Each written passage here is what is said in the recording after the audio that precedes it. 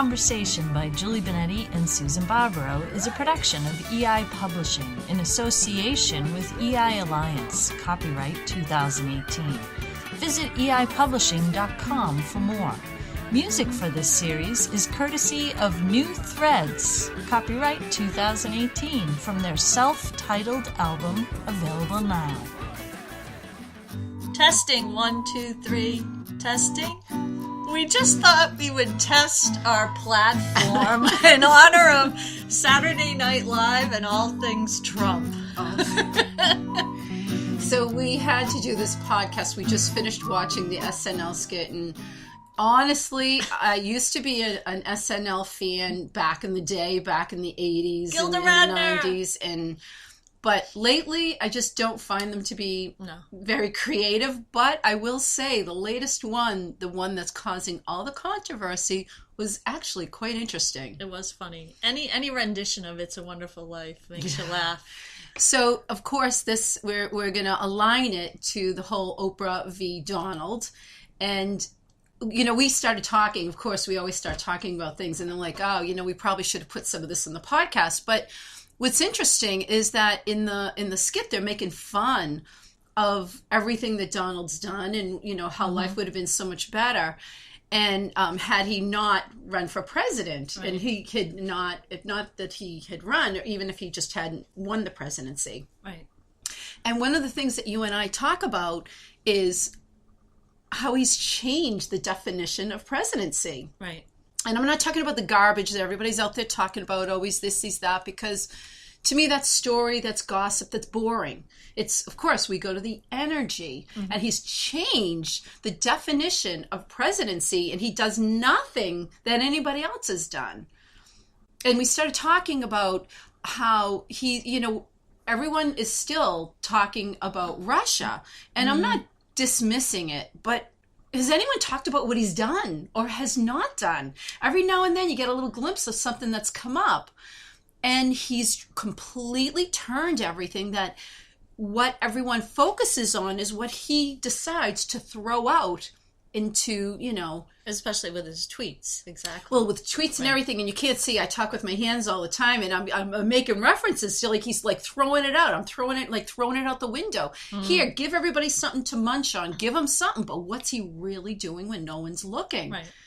And that's not even the discussion of this podcast. The discussion is much more about he's changed everything.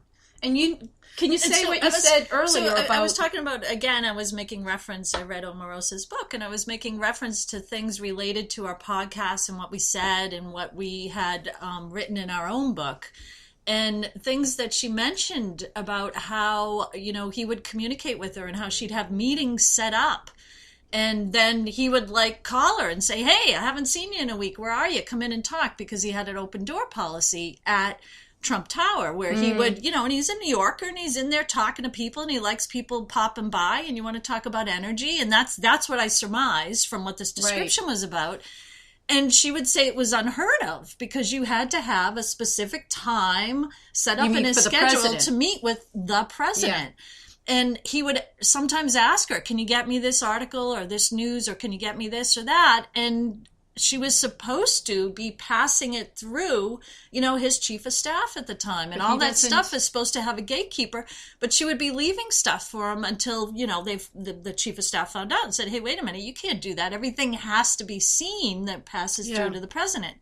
And our conversation surrounded looking at Oprah saying, okay, even when you get back to, you know, he never came clear with his taxes. He's saying it in a funny way, you know, who's interested in that now? Yeah. You know, is the presidency going on? And even he was supposed to, you know, I'm not saying this in the technical terms, but, you know, make sure all his funds were separate from him and all that kind of stuff. None of that stuff was done to our knowledge. It was never reported on that any of that was complete. And I was saying to you, I mean, gee, Oprah, I was saying this, I mean, here's a wonderful way in which, you can be president and not have to do all those other rules, because then we started talking about rules that have occurred. Not that they're bad for the country, but just they were logistical practices of being a president. I was going to ask you to say, you had mentioned it earlier, and I was thinking about this, is that you saw it, especially when President Bush, H.W. Bush. Mm-hmm. I'm trying. All of a sudden, sometimes my head just goes somewhere else, and So when they had the funeral and all the services, and all the other presidents were there, and they're all kind of got their own little clique between them, and they're all. And Trump doesn't fit into any of that. And this isn't about, again, a yay or nay to Trump. It's got everything to do with all the rules are kind of being broken, or he's in there and he's taking the hit for it, but he's doing what he wants. And it's actually opening up the idea for whatever you want to do. And I keep going to the fact that he's sitting there and he's, coming out. And again, I think the whole Russia thing, it's like I'm really sick of hearing about it. And I'm not minimizing, what can happen or whatever. I'm not trying to minimize that, but it's like, there's something else going on that is, is not coming to light because everyone's focusing on this one issue. And there's other stuff that you maybe are even bigger. I mean, that could even be bigger. And so when you said that was another interesting, and I wanted you to kind of elaborate. Oh, and that part where you see, I mean, all the ex-presidents kind of say, oh yeah, we get along, and where Clinton was saying, oh, I'm really good friends with, Bush and where they're all, and it's like a little club, a little group, and you think, oh, you could think that because, you've worked places, and it's because you've worked there, it's been like a club or a group or whatever that you're a part of that other people aren't. Yet Trump isn't. He's not. I mean, he's breaking all the rules, even, ripping up notes and papers and not, keeping them as presidential record. That's coming from, a book. So we're not saying that's what he's doing. But, the other thing that's very fascinating to me is, I remember, when TV started coming in and they were talking about John F. Kennedy, and that he was, a very charismatic president because he was really the first president that was, worked with the TV crews that would come in and they would interview him and he would say what he wanted to say. And I've seen documentaries, because of course I was not there, but what they said is if he didn't like the way something went, he'd say, can we redo it? And they'd redo the shot. And so he learned how to use that to his advantage. And I will give President Trump credit for this because it's huge. He's realized that the latest thing is social media. It's instant, and we said instant gratification because you immediately see he'll put out a tweet and he'll see it's been retweeted, or people will come out and comment. I know you just said this and you're looking at me, but I'm bringing up a different point. But I'm starting with that, but what's interesting is that he's taken advantage of that. He's the first president that's done that. And granted, social media is different now than it was even 4 years ago with the, when Obama was running again and for re-election. And so what's interesting is it's become an instantaneous gratification. There's no more, waiting for the speech to come out, for the president to say everything, as he can tweet 10 times a day if he wants. Right. And what is Oprah really good at? Oprah's very good at addressing people and getting into the, jump. I'm trying to be very careful as to how I say it, but, getting in the trenches with them. And you would think that would be, and I don't know if she even has a Twitter account. I haven't. Yeah, she does. She does, but I don't know. Who knows? We don't know in this day and age. There was even question as to whether Trump was doing his own tweets. Yet, at different times of the morning and all hours of the day, tweets are coming out. And the funny thing too about that is it's instant feedback. It's instant feedback from a populace that is following him, whether they have a point of contention with him, or they get angry about it, or they're actually just following him. And so it's an immediate way, and this isn't a conversation about Twitter so much as it is a conversation about social media and just, once again, his branding of himself. I go to it being this is the latest communication skills. That's why I talk about John F. Kennedy, is because at the time it was TV. He figured out how to get his image and what he wanted to say across, and he worked with the powers that be to do that. And so what I'm saying is that Trump is doing, I mean, who's really good at being with the people and addressing it? I mean, Oprah's built her conglomeration of a dynasty, or whatever you want to call it, on people, and connecting with people. And so you would think, I mean, we have a Twitter account or whatever, and, you know, join us _EI Publishing. But, you know, we just do what comes to us. But she has the knack, the gift, whatever you want to call it, of accessing, you know, people and you know, and I don't read her tweets. I didn't even know she had an account. But you would think she's like primed for it. Well, all right, you know, and I was talking about this because I'm going to go here. You know, I wrote a Christmas trivia book, and at this time, I tweeted, you know, because it's Christmas time, and our Twitter account is @EI Publish, and I tweet it, and I just, you know, tweet either, you know, whatever, trivia questions or whatever, blah blah blah. But that's kind of my marketing. And I'm not, you know, talking about stuff political. I'm not, you know, calling out people. I'm not. He's having a conversation the way he wants. And I've seen, you know, Oprah's and others, and some people can do that and some people can't. And it will be interesting to see from this point on if she kind of evolves her Twitter account to start having that conversation with people, because she did it for how many, and she does it on her network. She still does it. She did it in her shows. Exactly. And so, you know, now if she goes into that fray, I mean, it's been totally wide open, because again, people are used to it because Trump is doing it. Of course. And you know, it's funny, we call this It's a Wonderful Oprah, because, you know, you said you got to watch this. I saw something else from Saturday Night Live, but you said you got to watch this. And you know, I love that kind of rendition of it and what they did and the different characters. And I would start to think, oh, okay, what would they put? Because, you know, Gail can't be the angel. You know, she's got to be like the pal there that says, wait a minute, Oprah, the BFF, you know. And so, you know, who would they bring back? Cloris Leachman, like, you know, oh God, I was like, when you said it, I was like, well, Marlo Thomas, because Marlo Thomas did a female version, which was interesting. So what do you think? You know, it's interesting because it's almost like it's aligned for Oprah. It's her thing. You know, Trump kind of went in. And I remember Ronald Reagan at one point had made a comment, and I can't quote him, but saying, he said at some point, I don't know how anyone could do this job without an acting background. And so Trump took it to the next level, and then he became, as you said, through Twitter, you know, it's almost the feeling of talking directly to the people. Right. But that's Oprah's thing. Right. So not only has he reframed, you know, what the presidency is, he's reframed the element of communication, and we know this. Yes. Yet to vocalize it and say, hey, Oprah, you know, this is your wheelhouse. Right. And, you know, I'm going to go here and do a little branding too, because I said to you, we wrote a book of plays. Yep. Okay, I'm going to say it. We wrote a book of plays called Endra.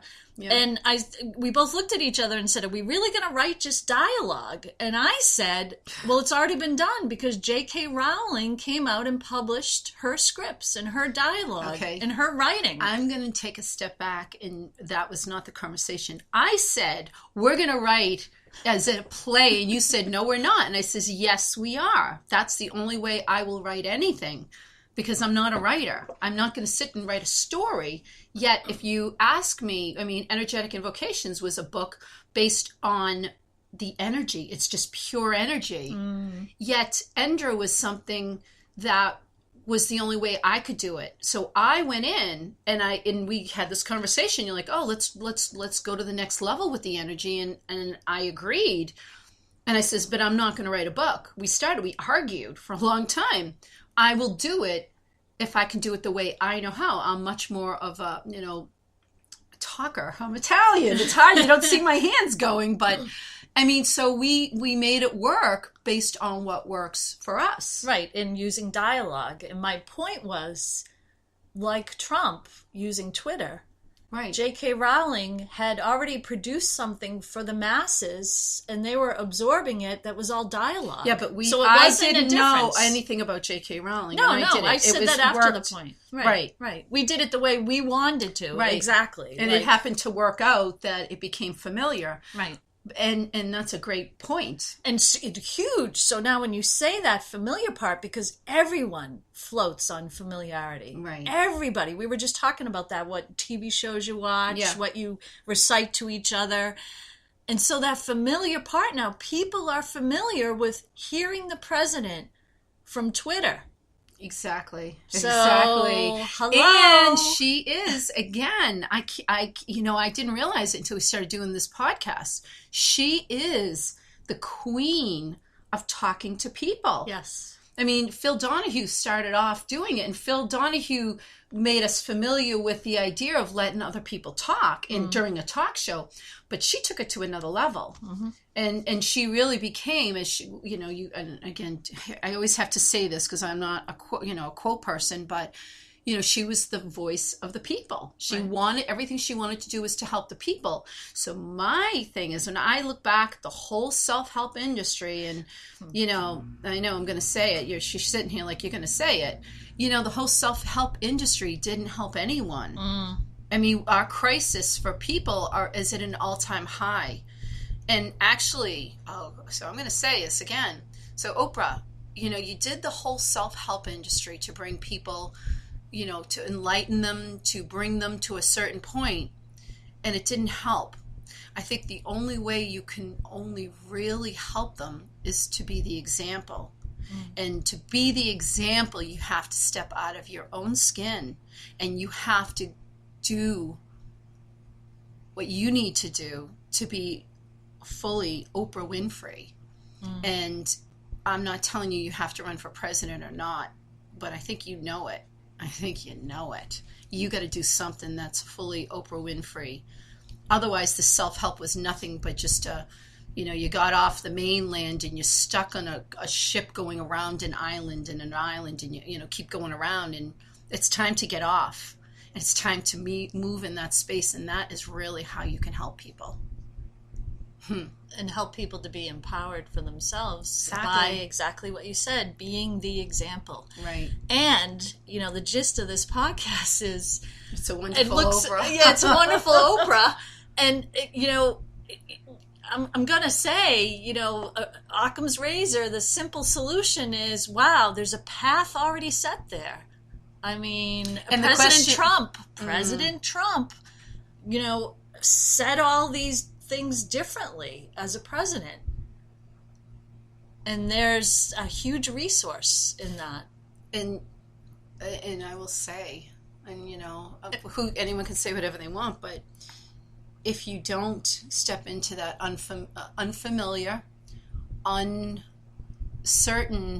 place, then how are you going to ever find out who Oprah Winfrey really is?